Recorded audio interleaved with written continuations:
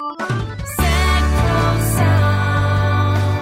people and communities together on seclosounds.org.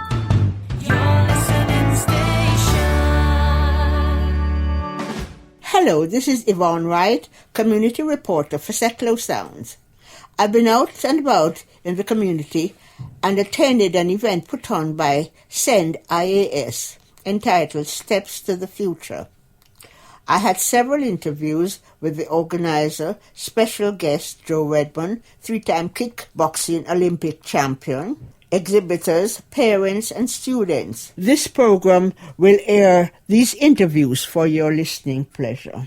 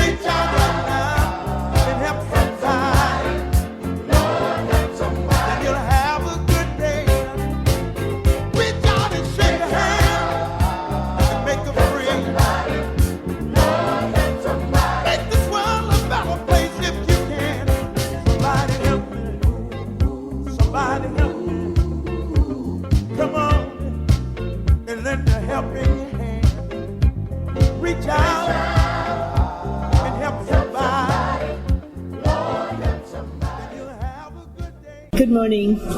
I'm here with Joe Redman, and Joe is a 3-time world champion, kickboxing world champion. Good morning, Joe. How are you? I'm okay, thank you. When did you start kickboxing? And what made you start the sport? I started when I was 13 years old, and kind of started with my dad. My dad took me along to try and improve my confidence because I was really quite quiet and shy in school. So I started like about 15 years, I think it must be now 15, 16 years ago. What made you start? My dad. My dad took me along. Much to my mum's disapproval, because she wanted me to be more like a girl, because I played football a lot, and then suddenly I was doing kickboxing instead, and my dad just thought it'd be good to help with my confidence, so he kind of dragged me along, and it kind of stuck really. What qualities do you need for kickboxing in the first instance, and then to take you on to World Championship? Yes, I think anybody could really sort of benefit from kickboxing and doing the martial arts and stuff, because there's something for everybody in the sport. You can concentrate on martial arts, you can fight and compete as I do, or you can just be there for fitness and for social reasons. It's quite a social activity. To become a world champion, it kind of takes something quite special really. You have to be a person who will stick at something and be committed to it. There's a lot of hard work involved, and I often say that you can have a lot of talent, but what will make you a champion will be if you have the talent and you have a drive and commitment to hard work, because without putting in the effort you're not going to get anywhere, and that's just true of anything really in life. This having to work hard and stick at it kind of is anti-ADHD, ADHD or the Asperger's, because those kind of make you want to be moving around, chopping and changing. But doing kickboxing and going for the World Championship got you focused in and stabilized. Yeah, I think actually having ADHD and Asperger's together has really quite benefited me in my sport in some ways. The kickboxing has obviously helped as well with coping with those conditions, but from the kickboxing perspective, having ADHD, I'm very reactive. I like to be moving, and when you're fighting with a person, you have to be constantly moving and reacting to things, so it really suits that. But then the Asperger's comes in with the repetition and the love of doing stuff, that stability and routine, and liking to follow things and be disciplined in it. Where kickboxing has helped my conditions is that it has given me an outlet. It gives me a way to let out my frustrations, and I feel part of something. With my team, I feel part of a group of people. I'm included in something. I feel valued there, and that's really important, I think, for anybody. Okay, to go back a little, when you were diagnosed with Asperger's syndrome, how did this affect you? If you had been diagnosed earlier, what difference would it have made up to that point? Well, I guess when I was diagnosed, I was diagnosed quite late. I was 23. To me, it was a bit of a relief, really, because I'd grown up wondering what was wrong with me and why I couldn't join in with other people. So from that point of view, it helped. But it's still taken me a very long time to really process the diagnosis and what it means, and understand really who I am and how I work best and what things affect me. I'm not sure what things would have been like if I'd have been diagnosed earlier. I'd like to think that there'd have been less misunderstandings with people, that I'd have had more support, but I don't think I could even guarantee that would have happened, because I was such a quiet child. I didn't cause any problems, and that was kind of why I didn't really get a diagnosis, is because I was just on with things.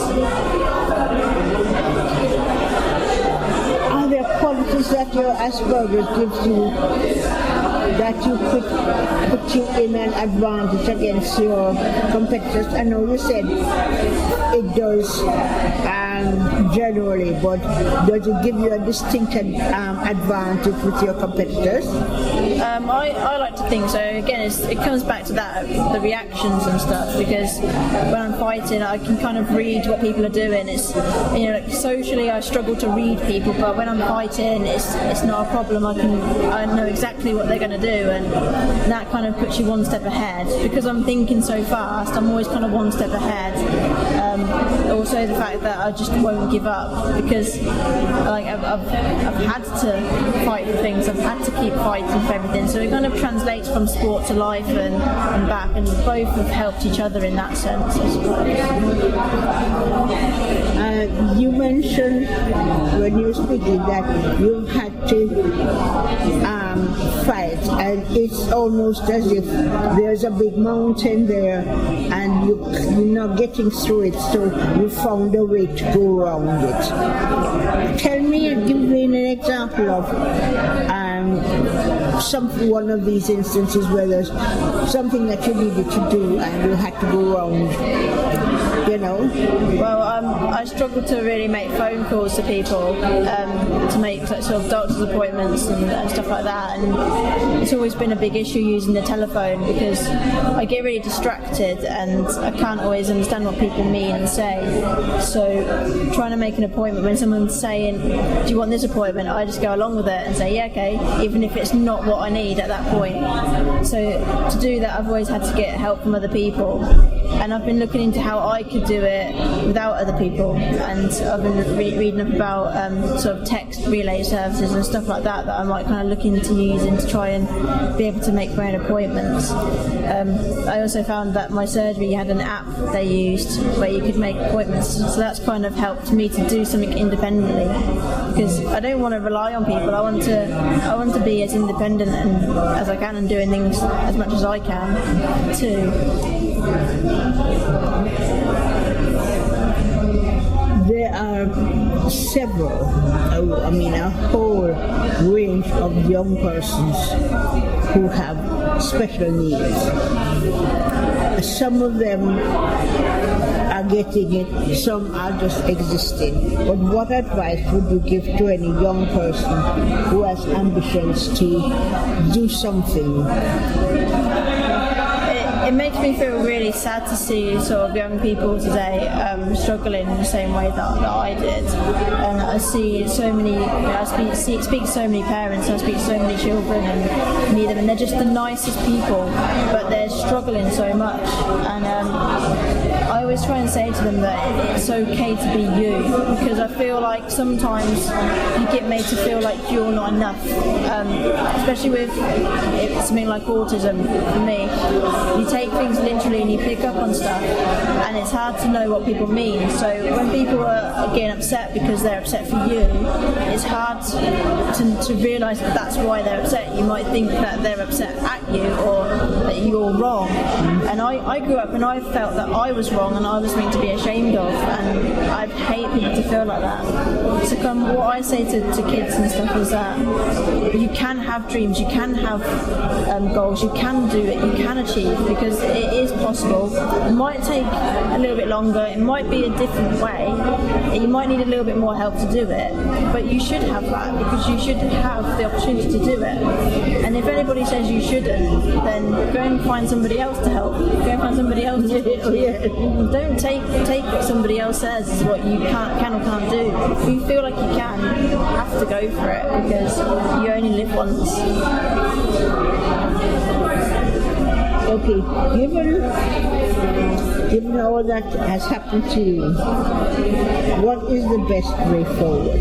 How can we now in 2015 push forward the needs of these very special people? Because you're also very special. You have needs, and you have skills that are really important, that need to be utilized.